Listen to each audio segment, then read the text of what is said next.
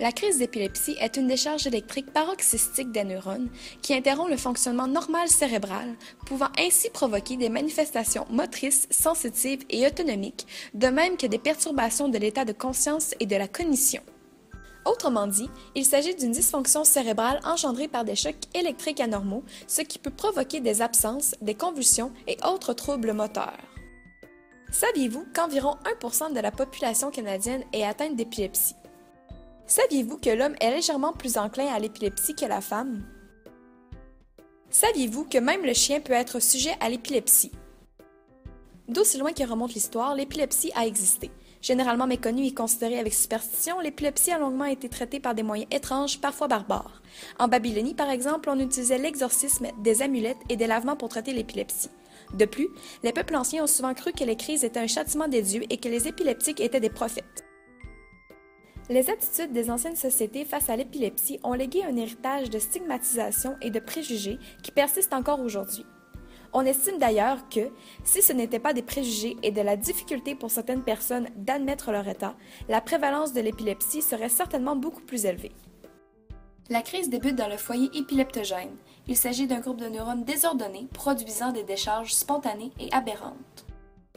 Cette décharge s'étend ensuite par les voies physiologiques aux régions proximales ou distales du cerveau. Lorsque le signal électrique s'étend aux deux hémisphères, la crise est dite généralisée. Toutefois, quand la décharge est située dans un endroit précis du cerveau, il est question d'une crise épileptique dite partielle. Lorsque l'on cherche la cause d'une crise d'épilepsie, il faut savoir que malgré le fait que certaines causes soient connues, 75% d'entre elles sont idiopathiques. En d'autres mots, l'épilepsie ne peut être imputée à une cause précise. Certaines causes ont tout de même été démontrées et affirmées par la communauté scientifique. Lorsqu'il existe une cause précise à l'épilepsie, on parle alors de crise symptomatique. En effet, certains facteurs externes peuvent jouer sur la récurrence des crises, comme par exemple les blessures à la tête, l'abus de drogue, les traumatismes à la naissance, ainsi que le milieu de vie de l'individu. Il est toutefois important de mentionner que plusieurs causes métaboliques peuvent entrer en ligne de compte. On parle donc d'infections sévères au cerveau, de tumeurs cérébrales, de déséquilibre électrolytique, de sevrage de substances psychotropes, de troubles cardiaques, d'hypoglycémie, voire même de déshydratation importante. Saviez-vous que les causes de l'épilepsie sont généralement associées à différentes tranches d'âge? En effet, les causes diffèrent chez les enfants et les adultes, puisqu'en bas âge, ce sont davantage les causes congénitales qui font surface. En vieillissant, il s'agit plutôt de facteurs externes menaçant la vie de l'individu. En ce qui a trait à la génétique, il est important de savoir que certaines familles sont prédisposées aux crises épileptiques en raison de leur faible seuil de tolérance aux stimuli. En d'autres mots, une demande d'intégration d'informations sensorielles trop grande associée avec un faible seuil de tolérance provoque habituellement les périodes de crise. Vrai ou faux? Il existe seulement un seul type de crise d'épilepsie. Faux. Il en existe plus d'une et elles sont séparées en deux catégories, soit les crises partielles et les crises généralisées. Les crises de type partiel sont subdivisées en deux autres sous-catégories. On y retrouve les simples et les complexes. Pour les crises généralisées, on parle plus des absences, des crises tonico-cloniques ainsi que des myocloniques. Pour ce type de crise, l'état de conscience n'est guère altéré. Il s'agit plutôt d'une modification des sensations visuelles, auditives, gastriques et olfactives. Généralement, la durée est de moins de 60 secondes et provoque souvent des mouvements soudains et involontaires. En ce qui concerne les crises partielles complexes, l'état de conscience est altéré durant 30 à 120 secondes, entraînant un état post-crise de confusion, de fatigue, de perte de mémoire et de léthargie d'une durée de quelques minutes à quelques heures. Elle est caractérisée par une succession d'automatismes moteurs tels que se pincer les lèvres. Les absences sont définies par une courte période de perte de connaissance, souvent confondue avec de l'inattention. Durant l'absence, le regard est généralement vague et fixe durant 5 à 10 secondes. De plus, il n'y a aucun signe avant-coureur pour prévenir ce type de crise.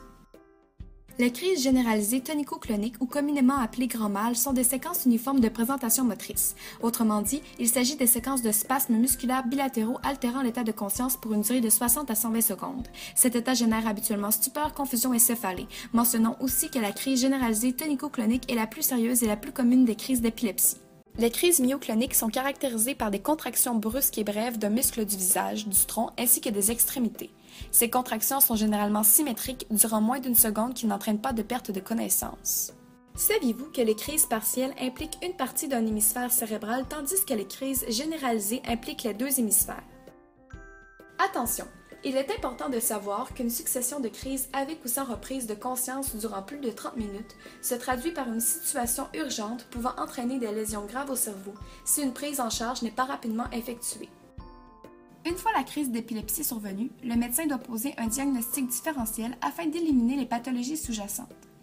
Afin de déterminer si la condition épileptique est chronique ou isolée, plusieurs tests doivent être effectués, tels qu'une électroencéphalographie, des tests sanguins et ainsi que divers examens d'imagerie médicale. Une pharmacothérapie chez une personne atteinte d'épilepsie chronique a pour but de diminuer la séquence des crises. Aucun médicament guérit l'épilepsie, ils peuvent simplement aider à contrôler ou prévenir les crises. Le choix d'un agent anticonvulsivant se fait sur la base du potentiel d'interaction avec d'autres médicaments, de la facilité d'utilisation pour le patient, l'absence d'effets secondaires significatifs ainsi que sur l'efficacité d'un type de crise en particulier. On débute généralement avec un agent à faible dose pour vérifier la tolérance du patient ainsi que la réponse du médicament pour ensuite en ajouter un second si le contrôle de crise n'est pas optimal. Il est possible d'utiliser une polythérapie si les patients ne répondent pas adéquatement aux agents anticonvulsivants qui leur étaient représentés seuls. Il est à mentionner que les mécanismes d'action des agents sont différents afin de maximiser l'efficacité. Maintenant parlons de la médication. En fonction des types de crise, la médication utilisée peut différer. En effet, certains médicaments sont recommandés et d'autres sont à éviter. Pour les crises généralisées de type absence, il est recommandé d'utiliser l'acide valproïque comme molécule. On parle donc de divalproex ou communément appelé d'épival. Il est d'ailleurs intéressant de savoir que ce médicament est contre-indiqué lors de la grossesse puisqu'il augmente considérablement les risques de malformation du fœtus. Toutefois, si aucune alternative médicamenteuse est possible, la prise de ce médicament est tolérée avec un suivi médical consciencieux. Pour ce qui est des crises myocloniques, on utilise surtout le clobazam, le rivotril ainsi que l'acide valproïque. Pour les patients atteints de crises généralisées tonico-cloniques, les traitements sont le carbamazépine, l'acide valproïque ainsi que le lamictal. Dans le cas des crises partielles, soit les crises simples et les crises complexes, les médicaments utilisés sont les mêmes. Il s'agit de l'acide valproïque encore une fois, le carbamazépine et le lamictal. En pratique, il est important de savoir qu'un patient doit toujours garder la même compagnie que ce soit dans l'original ou dans le générique. En d'autres mots, il peut s'avérer risqué de changer la compagnie qui fabrique le médicament puisque des infimes quantités de molécules actives peuvent différer et ainsi augmenter la récurrence des crises. Il est important d'avertir le médecin soignant lors d'un changement. Vrai ou faux? L'acide valproïque est le médicament le plus utilisé dans le traitement de l'épilepsie.